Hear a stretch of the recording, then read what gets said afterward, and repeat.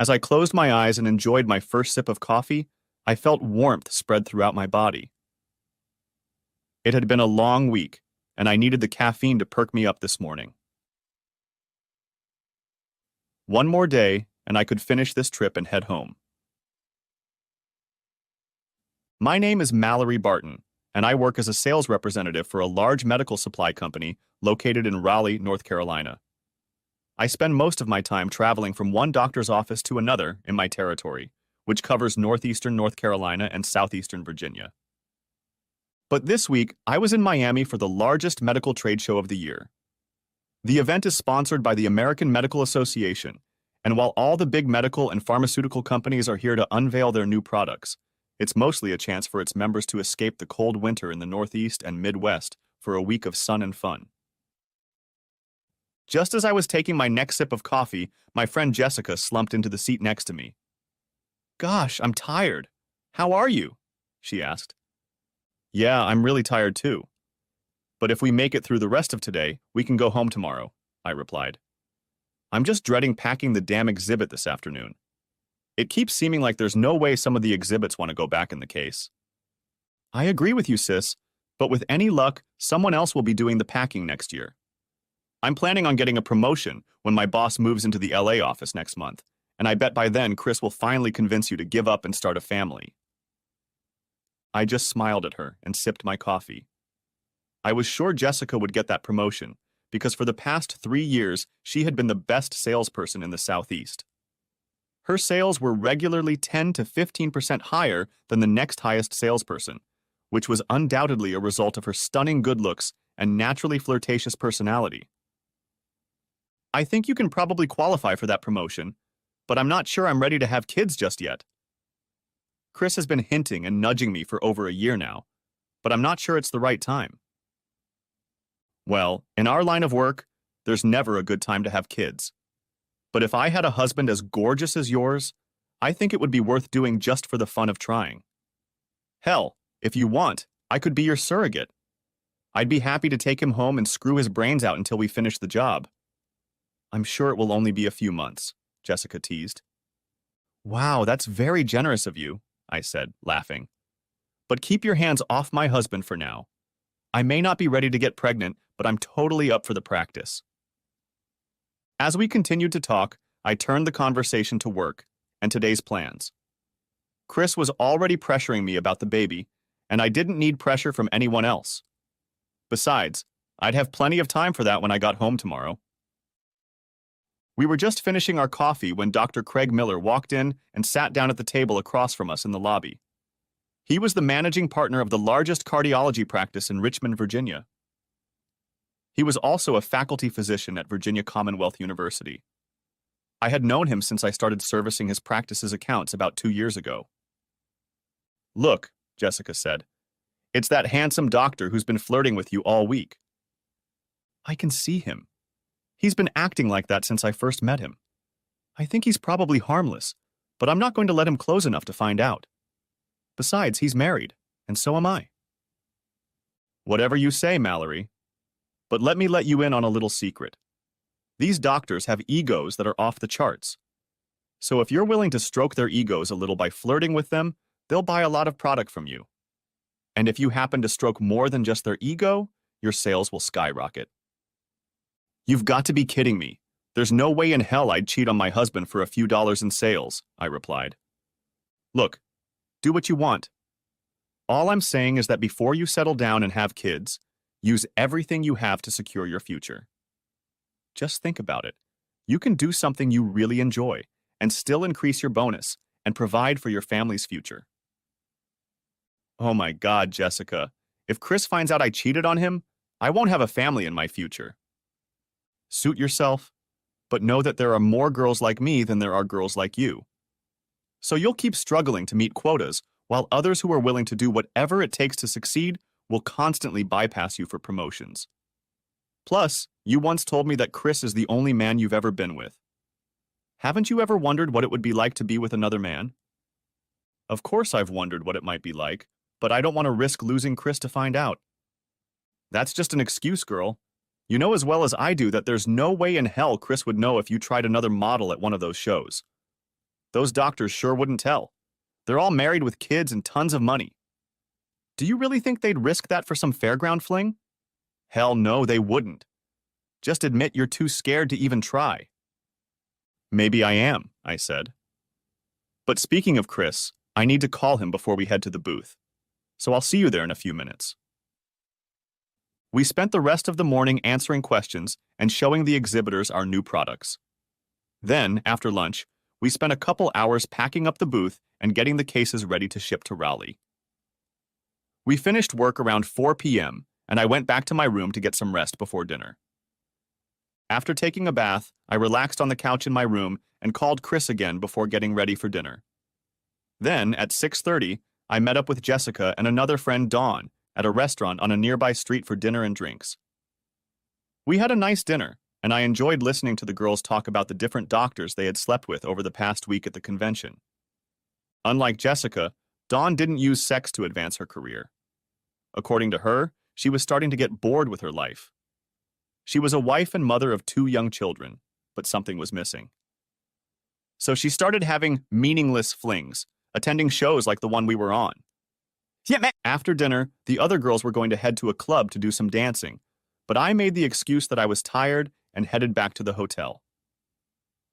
I was sure they had more than just dancing on their minds, and I wasn't in the mood to spend the evening watching them pick up random men at some club. As I drove back to the hotel, I switched from thinking about what my coworkers were doing tonight to the fact that I was being pressured from different directions. At work, I was under constant pressure to increase sales, and at home to start a family. I hated my job and regretted not going after the money when I graduated from college and instead followed my original plan to become a teacher. So I think that's why I was so reluctant to start a family. I often thought about quitting my job and getting my teaching certification, but we needed my income. Chris left his teaching and coaching job to open a gym with his brother, and they were only making small salaries, investing as much as they could in the business. I fully supported that decision, but now it felt like just one more thing keeping me trapped in a job I no longer enjoyed. And then, as luck would have it, as I entered the hotel, I ran into Dr. Miller, who was on his way to the hotel bar. "Hi, Mallory, it's good to see you again. Can I get you something to drink?" he asked. I knew I should decline, but Jessica's comments from the morning were still fresh in my mind, and for some reason I said, "Sure, a drink would be nice." This was new territory for me, but I figured there was nothing wrong with having a drink with the good doctor and a little flirting. The flirting back and forth and the excitement of doing something I knew was wrong really appealed to me. We had a few drinks over the next hour or so, and the conversation became more and more provocative as the amount we drank increased and the night went on. At one point, he reached out and took my hands in his, leaning his head against mine. "Listen, Mallory, I really like you, and I've been attracted to you since the day you walked into my office. How would you like to come up to my room, have a nightcap and some privacy?" "Wow, that's very flattering, but I'm married and I'm not sure that's a good idea," I replied. "How about this? Why don't you come up to my room and we'll have another drink and talk some more? If anything else happens, it'll happen. If at some point you just want to leave, that's fine too." I knew it was wrong, but for some reason, I agreed to go. In hindsight, I wish I could say it was all about the alcohol, but it wasn't. I wasn't drunk. Hell, I wasn't even really drunk. I knew full well that I should have backed out and gone back to my room, but I didn't. When we got to his room, Craig closed the door and pulled me to him. Red flags flashed in my mind. After a few seconds, I pulled away and apologized, telling him I needed to go to the bathroom. Closing the door, I stood and looked at myself in the mirror, pondering if I should stay or if I should run like hell. I finally convinced myself that Jessica was right and that this was what I should do. I had only been with one man in my entire life, and before I settled down and started having kids, I deserved to see what it was like to be with another man. So after a few minutes of deliberation, I finally decided. Screw it. I could use a little thrill in my life. I've always been a good girl, and now I feel like doing something a little naughty. I went back to the bedroom and got down to it. Looking up at the ceiling, I started thinking about Chris and what I had just done. Suddenly, guilt and shame overwhelmed me, and I felt tears running down my face. I felt Craig roll over to me, and apparently he saw my tears. "Are you okay?" he asked. "No, I'm not okay. I cheated on my husband for the first time, and I can't stop thinking about him. I'm so ashamed." "I totally understand," he said. "I'm married too. I remember my first time, and it was a little hard for me too. But then it gets easier." "That's the thing? I don't want it to get easier," I said, getting out of bed. "Hey, where are you going?" he asked. "To my room." "Look, Craig, I'm sorry, but this was a big mistake. I love my husband, and it should never happen again." I got dressed as fast as I could and sprinted out the door without even saying goodbye. By the time I got to my room, the tears were flowing uncontrollably, and I had barely gotten inside before I collapsed on the bed and sobbed. I don't know how long I lay like that, but at some point the fatigue took over, and I finally fell asleep. When I woke up the next morning, my first thoughts were that it had all been a bad dream. I forced myself out of bed and wandered to the bathroom to take a shower before the tears started again. The rest of the morning, my thoughts darted in 1,000 different directions as I packed my bags and drove to the airport. Thankfully, I was too busy to think much about my actions from the night before. But as I settled into my airplane seat for the 3-hour flight back to Raleigh, I couldn't avoid it any longer. For the next 3 hours, I tried to make sense of it all. Should I tell Chris what happened and apologize to him? Or should I just let it go and try to move on with my life? After all, it wouldn't be fair to blame it all on Chris just to assuage my conscience. I'm the one who messed it up, and maybe it would be best if I dealt with it on my own. By the time we landed, I'd convinced myself that keeping it all to myself and hoping Chris never found out was my only real choice, because if he found out, I had no doubt he'd kick me to the curb. But there was no way he could find out what I'd done unless I told him. Hell, only 2 people knew about what had happened last night, and I was sure Craig wouldn't say a word to anyone. I'd loved Chris Burton for as long as I could remember, and there was no way I was going to lose him over one stupid mistake. When we first met, my sophomore year of high school, I knew right away that he was the one for me. Everyone told me that we were too young and that a lot of things would change when we got older. But we stayed together. We dated for 2 years in high school and stayed together all 4 years of high school at Clemson, where Chris played soccer and I played in the orchestra. Then, when we graduated, we both found jobs back home in Raleigh and got married. That was 5 years ago. And in the last couple years, we've been trying to find the right place to start a family. I've been working hard on my career so we could afford to have a baby, and Chris has been working hard to build his business. He and his brother opened one gym a couple years ago, and a year later they opened a second gym. Most recently, they opened a 3rd location in Charlotte. To be completely honest, I'm terrified of having kids. Chris is more than ready, and he's been gently nudging me in that direction for the past few months. But so far, I've managed to talk him out of it. When we got married, we promised each other that we would spend 4 years building our marriage and careers and then start having kids. The original plan was for us to start last year, but so far I've managed to put it off. Chris would have kids right away if it were up to him. He loves kids and has dreamed of being a father for years. But I'm just not sure I'm ready. I was nervous the whole way home from the airport. I had never lied to Chris before, and I still wasn't sure I could do it, but I felt like I had no choice. I was afraid he would look at me and realize something was wrong. When I walked through the door, Chris was already waiting for me and greeted me with a firm kiss. "God, I missed you so much," he said, pulling me to him and squeezing me tightly. "I love you so much." "I love you too, baby," I said. "You don't know how good it feels when you hold me in your big, strong arms." When he let me go, he helped me carry my suitcase upstairs and sat on the bed, talking about my trip and his new gym while I unpacked. When I was done, we went out to a nice dinner and then headed home to reconnect. Once we were home, I dragged Chris into the bedroom. "Whoa, baby, what's gotten into you?" he asked. You're the one who got into me, silly. And we got down to it. Lying next to him, I couldn't hold back any longer. It started with a few tears, and before I knew it, my whole body was shaking as I sobbed into his shoulder. Hey, what's wrong? He asked, pulling away to look at me. Did I hurt you? No, I sobbed. You didn't hurt me. You're the best husband in the world, and I just love you so much. I love you too, baby, he said. But why the tears?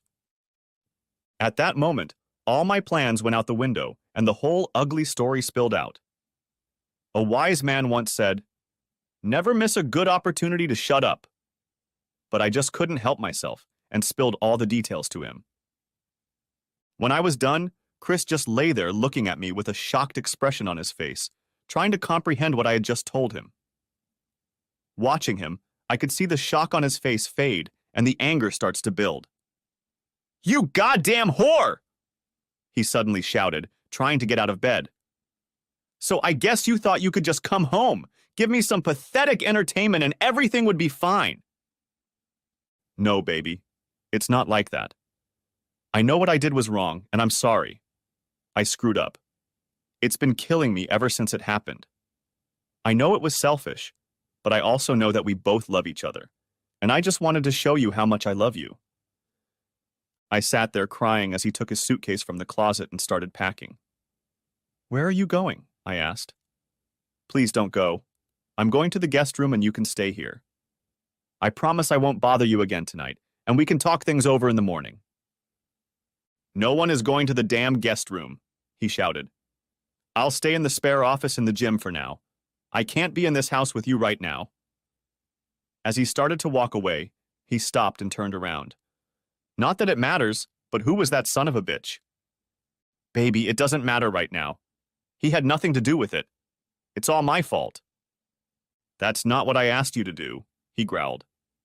"You have one last chance to tell me if you want a chance to make things right. So I'm going to ask you one last time. Who was that son of a bitch who entertained you in Miami?" "That was Dr. Miller," I answered reluctantly. "He's one of my clients at work." "So that's someone you were seeing regularly before the show. But you want me to believe this was the first time? Why don't you just tell me the whole truth? How long have you really been having fun with this asshole?" "I swear, Chris, it was the only time." "And why should I believe that? An hour ago, I thought you were a faithful wife, but that was a lie. Now I just have to assume that if your lips are moving, you're spewing lies. And worse, now I have to worry that every time you go to call his practice, the bastard will flip you over his desk and entertain you again. Baby, you have to believe me. I promise I'll never do anything like that again. If you give me a chance, I'll prove to you that you can trust me again." "Mallory, right now I don't think I'll ever be able to trust you again. But right now it hurts me too much to think about it. So I'm going to stay at the gym for a while. Please don't call me or text me or try to see me. I promise I'll talk to you about all of this later. But right now I just need to be alone." "Okay, if that's what you think you need. But please remember that I love you more than anything in the world. I may not have acted like it in Miami, but I love you. I love you too and probably always will, but I don't know how I can trust you again. And if I can't trust you, how can I stay married to you?" he asked as he left the bedroom and walked away. The rest of the weekend was miserable. I cried and worried and tried to figure out what I should do. Unfortunately, the more I thought about what I had done, the more I hated myself. By the end of the weekend, I was sure I wouldn't have accepted myself back if I were him. So how could I expect anything different from Chris? On Sunday, my parents called to see what was going on. My sister Maddie ran into Chris's brother Matt at the gym, and he told her that Chris had moved out, but he didn't know all the details. So I spent an hour trying to explain everything to my mom. I wanted to just tell her to mind her own business, but at some point, I had to come to terms with what I had done, so I broke down and told her the ugly truth. Later that evening, she and my dad came over to my place and brought me dinner, and we had a really good talk. I could see the frustration in their eyes as we talked, and they tried to help me figure out what I should do now. Before I left, they helped me develop a plan of how to proceed and gave me some sound advice on what I needed to do to try to get my husband back. Over the next week, I tried my best to go about my daily business, but I was miserable. I hated working. I hated coming home to an empty house. Honestly, I just hated life itself. But by Thursday, I had come to some serious decisions about my future. If nothing else, this mess had forced me to deal with a few things that had been weighing on me for a long time. The first is my job. I realized how much I hated my job, and have for a long time. I originally wanted to be a high school biology teacher, but when I graduated from college, I got an offer from the company I was still working for, almost double my starting salary as a teacher, and I went after the money. I also realized that Chris was right. How could he trust me if I was in constant communication with my love partner? So I decided to kill two birds with one stone and quit my job. I agreed to work 2 weeks just to avoid servicing Craig Miller's practice. I explained to my supervisor why, and she agreed that it would be best if someone else took over his account until my replacement could be hired. I also went to the school district office and applied for a teaching position for the next school year. I had studied pedagogy in college, so all I had to do to get my teaching certificate was pass the certification exam. They were very enthusiastic and offered me a part-time teaching position for the rest of the school year while I studied for the certification exams. And by the end of the week, I started to feel a little better about my situation. Not only did I have a plan, but I had actions to implement it. Of course, Chris could see that I was serious about doing everything I could to save our marriage. But I was starting to get a little worried because I hadn't heard from him since he left home. That Saturday, a strange woman knocked on my door, and when I opened it, I was handed separation papers. In North Carolina, you must be legally separated for a year before you can file for divorce. The divorce itself only takes a few weeks, but you can only file for it after a year of separation. Another week went by without hearing from Chris, so I decided to stop by the gym in the evening and try to convince him to talk to me. Before I got out of the car, I tried to pull myself together. "Okay, Mallory, you can do this," I told myself. "Just be honest and let him say what he needs to say, even if it hurts." I finally pulled myself together and headed to the gym. When I walked into the gym, I thought it was strange that neither Chris nor Matt were anywhere to be found. Both of their cars were parked out front, and usually one of them was always either at the front desk or on the gym floor. After waiting a few minutes, I decided to go back to the office and see if they were back there. As I was walking down the hallway, a beautiful red-headed girl with a nervous look on her face rushed past me. It struck me as odd, but I only paused for a second to continue on my way to the office. As I approached the door, I heard Matt's voice, and he wasn't happy at all. "What the hell are you doing?" he yelled. "That's the third one this week." "What I'm doing is none of your damn business," shouted Chris back. "It's my damn business when it happens in this gym." "God, Chris, I know she hurt you, but I don't see how you entertaining all the women in Raleigh is helping anyone." "Well, it helps me," Chris said. "Do you have any idea what it's like to love someone and be faithful to them for half your life, and then find out she's spreading her legs for some asshole doctor behind your back? Let me tell you what it feels like. It feels like shit. I've been sitting here for almost 2 weeks trying to figure out why I'm not good enough for her. You may not think it helps, but believe me, it helps me to know that I'm still man enough to please a woman." "I understand, Chris," Matt said. "But believe me, this isn't you. This isn't the Chris Barton I've known all my life. I know you're hurt and angry, but you can't entertain enough women to make yourself feel better, and entertaining that Jessica who works with Mallory was a very bad idea." "You're right," Chris said. "It wasn't one of my better moments. I don't know what's gotten into me, but I just can't stop. Hell, Matt, ever since we opened this place, I've been hit on by women every day, and I've always turned them down because I loved Mallory and thought she loved me. And now that I've found out she doesn't love me enough to say no to some other man, I guess I just don't see the point of it anymore." "Danette, the point is that you're better than that little brother.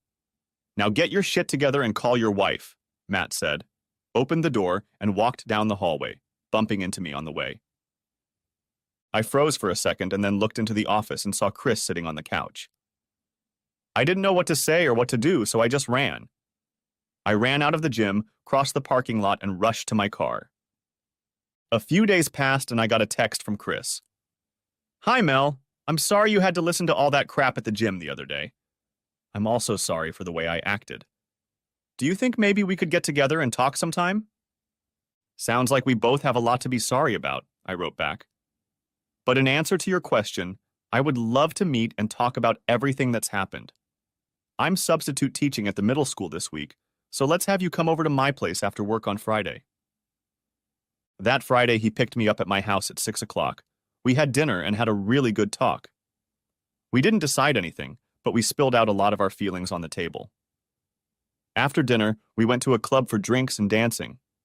It was so much fun just being with him again. I didn't want the night to end. When we got back to the house, I talked him into coming over for the night, and we ended up spending the rest of the evening in bed. It wasn't lovemaking, but it felt really good. Just the feel of his body next to mine, skin to skin, was amazing. More than anything, I wanted him to look me in the eyes like he did before and slowly make love to me again. But at this point, I was willing to accept anything. Over the next 2 months, we went on 4 more dates. All of them were similar to the first one. We went out and had a very good conversation. They all ended the same way. We went back to the house and got on with it. But as soon as we were done, he would immediately get dressed and leave. I kept telling myself to just be patient, but it was hard. I wanted the old Chris back, but I was starting to feel like I had damaged him too much for that to ever happen. It wasn't just me who felt that way, but Chris felt it too. After our last date, he came over to our house on Sunday so we could talk some more. We both agreed that dating wasn't really helping. Chris still couldn't get over my betrayal and suggested that it might be best if we took some time off and tried to get together again in a few months. After that Sunday, we saw each other infrequently. He started spending more time in Charlotte, trying to work out some problems at the new gym he and his brother had opened a few months before we broke up. Before I knew it, it was August, and I was very busy getting ready to start my new job as a high school biology teacher. Chris was also determined to finally write the book he had been dreaming about since we were in college. We went on a few more dates that fall when Chris was in town for work, but they all ended the same way as the previous ones. I never gave up on our relationship, always hoping that Chris would find it in his heart to give me another chance. But it never happened. So on a warm April afternoon, I walked into the courtroom to finalize our divorce. It was amazing how quickly everything happened. We had already agreed to split our joint savings 50-50. Chris would keep his part of the gym, and I would keep the house. So the judge simply asked if we both agreed to the terms, and when we said yes, declared us divorced.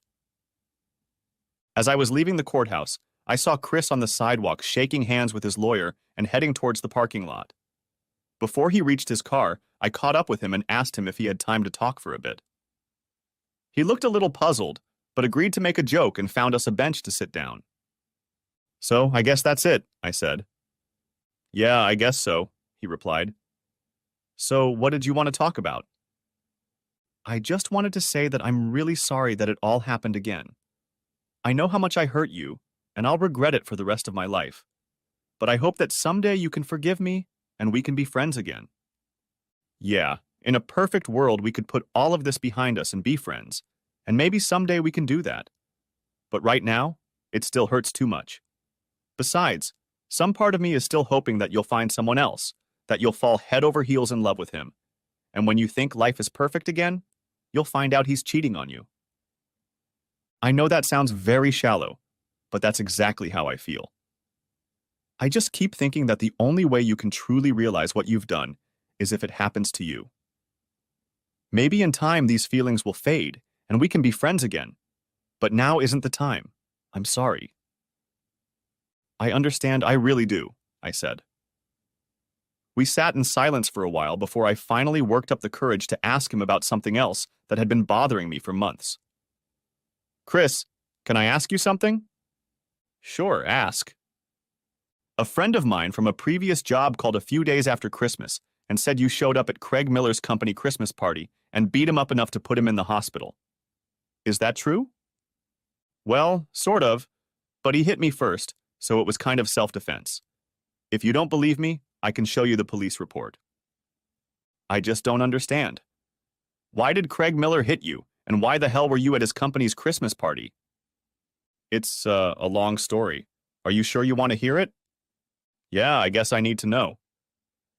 Well, it all started last fall. I kept thinking about how Craig Miller messed up my life and yours, and somehow that son of a bitch didn't get hurt. So I figured he must feel the same pain I did. My first thought was to seduce his wife and give him a taste of his own medicine. But I knew that wouldn't work because he clearly doesn't love his wife the way I love you, or he wouldn't be able to cheat on her repeatedly. One day I was browsing Facebook and saw a post where he was congratulating his daughter Danielle on starting her freshman year at NC State. Suddenly, I realized exactly what I was going to do. I was going to find his daughter and seduce her. I figured that if we got close enough, she would eventually take me home to meet her parents. The plan was to meet him in front of his entire family and let him know the pain he had caused by watching his daughter suffer as she realized I had used her. Oh God, Chris, please tell me you didn't actually hurt an innocent girl for what her father and I did to you. No, I couldn't have done that. I found her on campus and dated her constantly for a few weeks. Eventually, I asked her out and we started dating.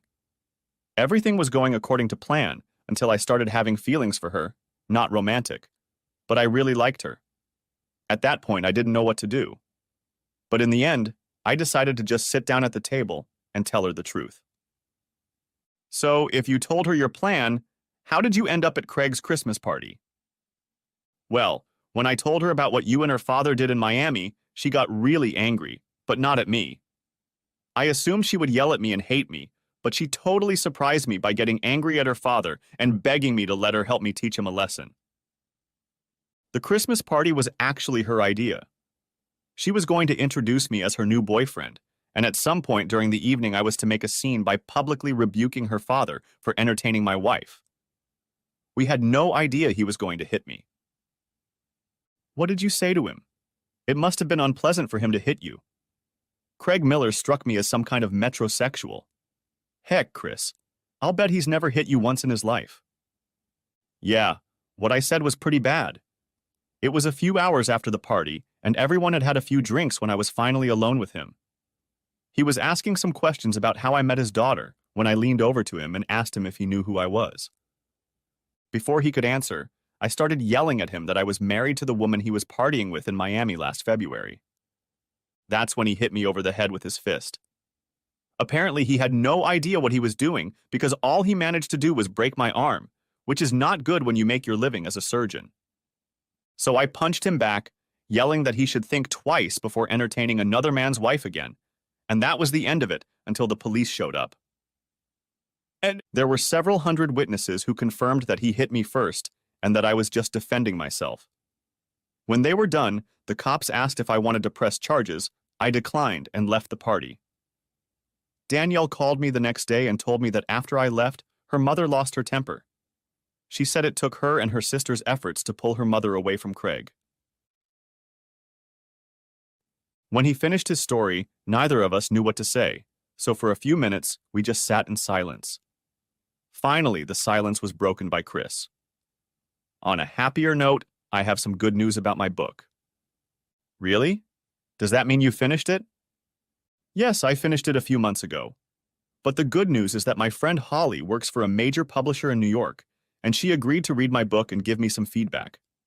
She liked it, gave me some suggestions on how to make it better, and when I was done, offered to pitch it to her boss. She really thinks I have a chance to get published. That's great. But tell me, is this your friend Holly from Clemson? Yes, we've kept in touch on Facebook over the years, and when I posted that I was working on a book, she got in touch and offered to help me out. I was very happy for Chris because I knew how much he dreamed of writing a novel. But I have to admit, my heart squeezed a little when I found out Holly was helping him. Chris met Holly during our freshman year at Clemson, and they hit it off right away. Chris was on a soccer scholarship, and all players on scholarship had to participate in a mandatory tutoring program, and Holly was assigned to Chris as a tutor. Chris was a straight A student and didn't need a tutor, but all players were required to meet with a tutor twice a week. They hit it off immediately because of their love of reading and literature. In addition, they were both English majors and knew many of the same people. I was immediately envious. But as far as I know, there was never anything inappropriate between them. Moreover, the three of us had spent time together on many occasions. We talked some more about the book and the next steps in the publishing process, after which we said goodbye and promised to keep in touch before we left. I think we were both going to keep that promise, but life took us in different directions, and other than following each other on social media, we didn't see each other again for over a decade. After the divorce, I buried myself in my teaching and tried to just move on with my life. Then, about 6 months later, my sister Maddie called and asked, "Have you seen Chris's book?" No. I looked a few months ago, but there was no book published by Chris Barton on Amazon. That's because it's not published under his last name. He used his middle name. Look again, but this time, look for Christopher Daniels.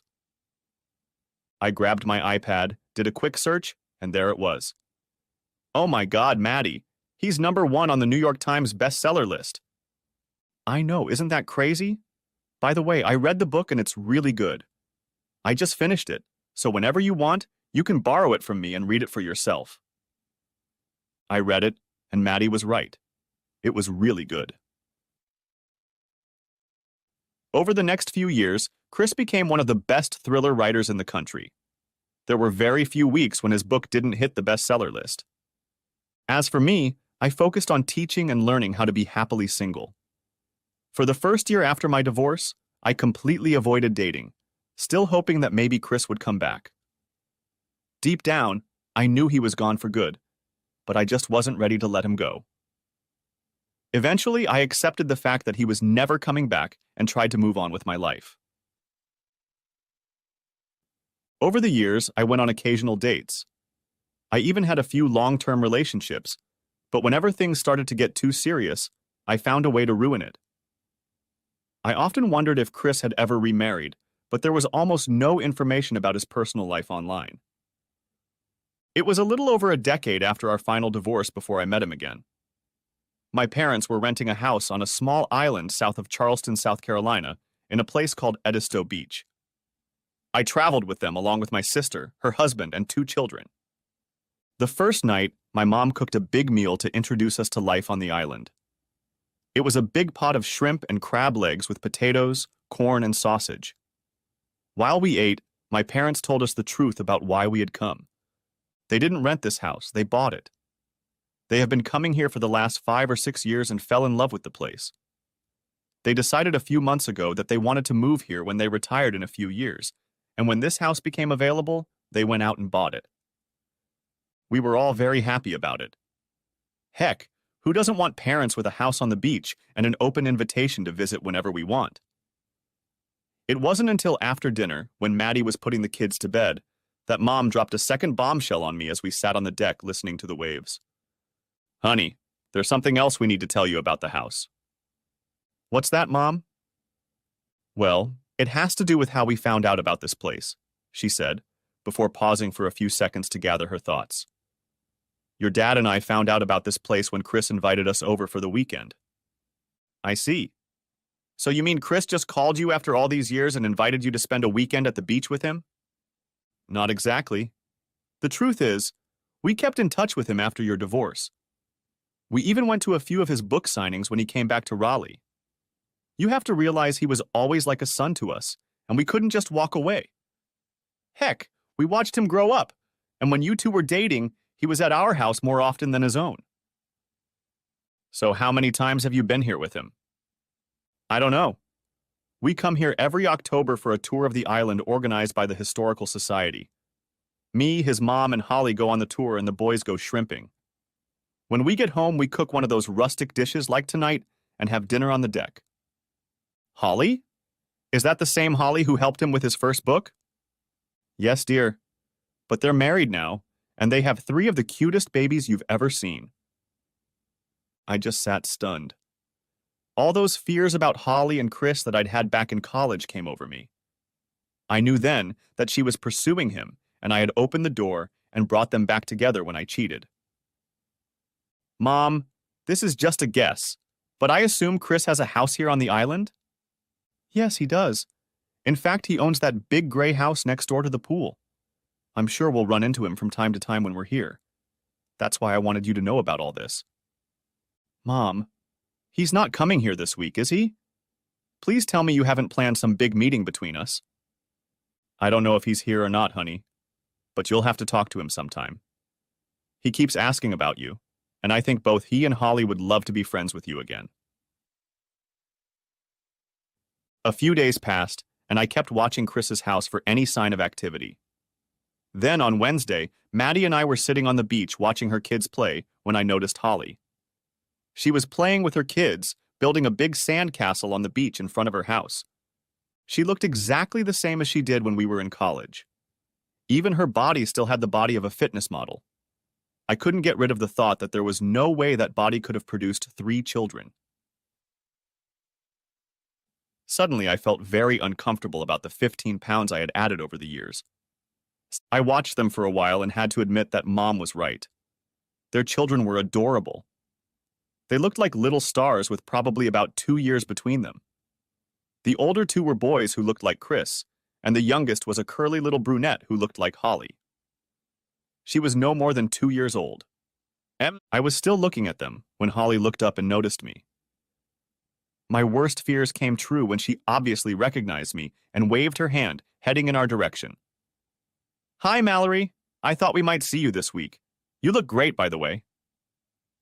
Hi, Holly. It's good to see you again, too, I lied. You don't seem to have changed a bit since college. I can't believe you look so good after having 3 kids, who, by the way, are just adorable. Well, you know what it's like to be married to a personal trainer. He may be writing books now, but he still loves working out and carries me around with him every day. But that's not what I came here to talk about. I was wondering if you could come over for dinner tonight. I guess so. May I ask who else is going to be there? No one. It'll just be you and me and the kids. Chris isn't coming for a few more days, and I thought it would give the 2 of us a chance to catch up. I know it might be a little awkward for you and Chris, but since your parents live in the neighborhood, you guys will run into each other sometimes, so we can put that behind us. Besides, when Chris gets here on Friday, I've already invited your mom to get the whole gang together for a big party, so I'll see you around 6. And with those words, she went back to her kids and helped them finish the sandcastle. So, at 6 o'clock, I showed up at her door with a bottle of wine, not really knowing what to expect. I don't know what I was so worried about because we had a really good time. Before dinner, Holly introduced me to the kids. Dalton was the oldest. He was 6 years old. His brother Austin was 4 and little Callie was almost 2. It was fun to listen to the kids talk about what they had done at the beach that day and tell me about all the fun things they planned to do when their dad arrived on Friday. But it was also a little sad because this is the kind of life Chris and I always dreamed of when we were together. After dinner, Holly put the kids down to watch a movie, and she and I grabbed another glass of wine each and headed out on the deck to relax. We sat for a long time listening to the waves crashing against the ocean, and it was so peaceful. I sensed she wanted to talk about something, but I didn't insist. I just sat there, enjoying the sounds of the ocean and waited for her to speak. Eventually, she worked up the courage to speak. Mallory, I want you to know that when we were in college, there was never anything but friendship between Chris and me. I always wanted more, but he made it clear that he only had eyes for you. That's good to hear, I said. You may not have known it, but I've always envied you. I listened to you talk about the books you were reading, and I felt left out. I was so afraid he would leave me for you, even though he always assured me he didn't want to be with anyone but me. Now I can tell you that you have nothing to worry about. Hell, every conversation we had ended with him talking about his plans for when you'd finish school, get married, and have kids. Then, after graduation, I only communicated with him on Facebook, and it was always innocent. We didn't communicate until I read on Facebook that he was writing a book, contacted him, and offered to help. I knew he'd dreamed of writing a book back in college, so I took it humorously and asked him to send me a draft, and I'd tell him what I thought. I assumed I would read a few chapters and let him down gently, but in no way did I expect the book to be as good as it turned out to be.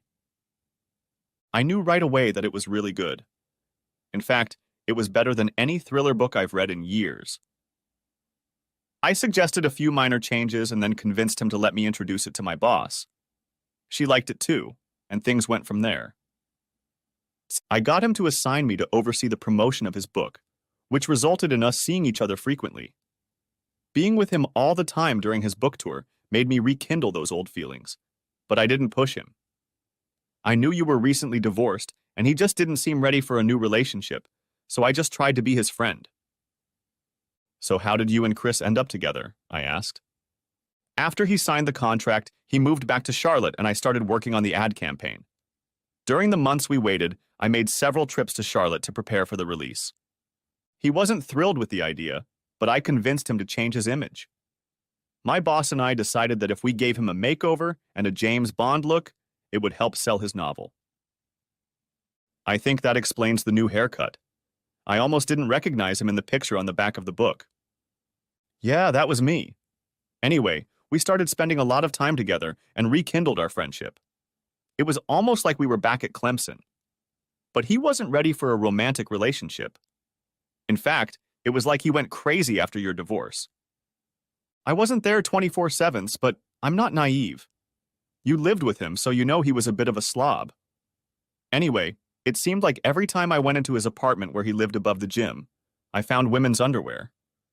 I knew what he was doing wouldn't help him get over you, but his ego was hurt, and I thought maybe it would make him feel better again. And then it all went downhill from there. His book came out, and women pounced on him. Wow, I knew women did that to actors and singers, but I never thought that was the case with writers, I said. Let me tell you, it's exactly the same with authors.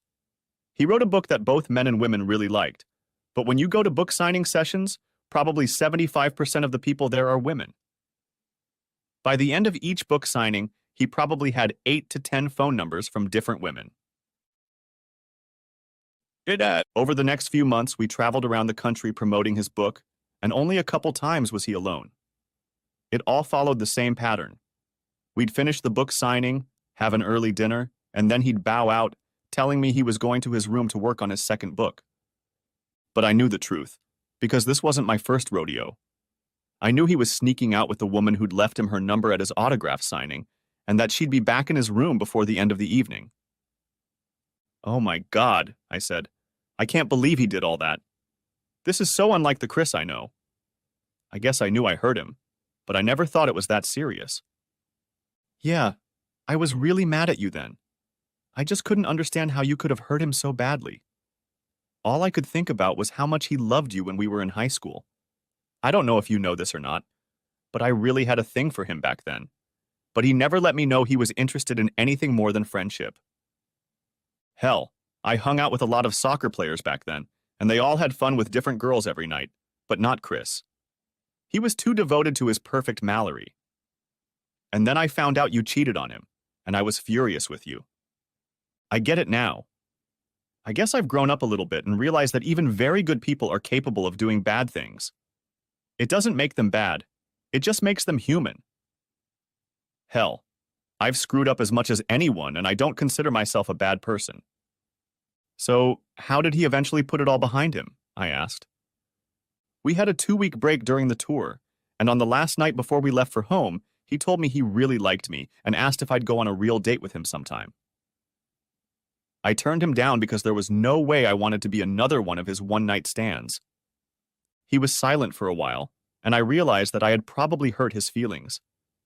Then I mustered up the courage to ask him if he knew why I didn't want to go out with him. I'm sure he knew, but didn't want to say, so I asked. I told him that I had liked him since we were in college and that I really liked him, but that I would never go out with him while he was sleeping with all those women. That was the end of it, and we didn't talk about it again for about a month. We both spent 2 weeks at home, and the next time I saw him was when I picked him up at the Chicago airport for the next leg of the book tour. That's similar to Chris. When he was hurt, he'd sulk and ignore me for a while, but eventually he'd come around. When we started the next leg of the tour, he kept going out to dinner with me, but instead of leaving to meet some groupie, he would spend the rest of the evening with me. On the last night, he made his move. He told me he was thinking about what I said, and that he hadn't had anyone since we talked a month ago. He then asked me if enough time had passed for me to realize that he was serious and that he really wanted me to date him. I couldn't help but think that he was such a typical man, and by a typical man, I mean clueless. He didn't even realize that we had been dating for 2 weeks. Every night we had dinner together and then went out for drinks. A few times we even went dancing. The only thing we didn't do was have sex, and the rest, as they say, is history. By this time, I was crying. It was the first time I realized how much I had hurt him with my cheating. After the day I came home from Miami and laid it all out in the open, I always thought he'd get over it if I just gave him time. I thought it would be so easy. He would forgive me and remember the beautiful life we had built together over the years. You know, we all realize to some degree that the choices we make have consequences, but we rarely think about the fact that sometimes our choices also have consequences for those we love the most. When I made that horrible choice in Miami and betrayed my husband, I thought no one would get hurt, but in reality, everyone did. Craig Miller and I deserved everything that happened to us, but Chris didn't deserve any of it. I think if there is any justice in this world, it is that Chris was able to overcome his pain and build a successful writing career and an incredible family. I'm not going to lie and say I don't envy him because he's living the life we've dreamed of since we were 15 years old before I screwed it all up. As for the 2 adulterers, we got exactly what we deserved. Craig Miller never had another surgery after punching Chris at that party. He had several surgeries on his broken arm, but never regained the mobility needed to operate safely on patients. He continued to work in his cardiology clinic, but only did diagnostics while one of his partners performed surgeries for his patients. Here's me. On the one hand, my affair led to a much-needed career change, and I've been happily teaching high school biology for the past 10 years. But my personal life has been a mess. I think Chris had gotten his wish from the day our divorce was finalized. I'd destroyed most of the long-term relationships I'd had over the years. The ones I didn't ruin were ruined by my then-fiancé when I caught him cheating. I occasionally meet Chris and Holly at the beach, and we still chat occasionally. Ironically, back in college, Holly had a crush on Chris, but he made it clear that he was only interested in me. Now I'm still in love with him, but Chris keeps making it clear that the only woman he's interested in is Holly. Sometimes we all find ourselves at a crossroads where we have to make a choice. I wish I had been more careful when I found myself at that crossroads in Miami. But what I didn't realize was that once you make a choice and go down a road where you have no business going, sometimes there's no turning back. Thanks for watching. I hope you enjoyed it. So subscribe to my channel and watch the next video.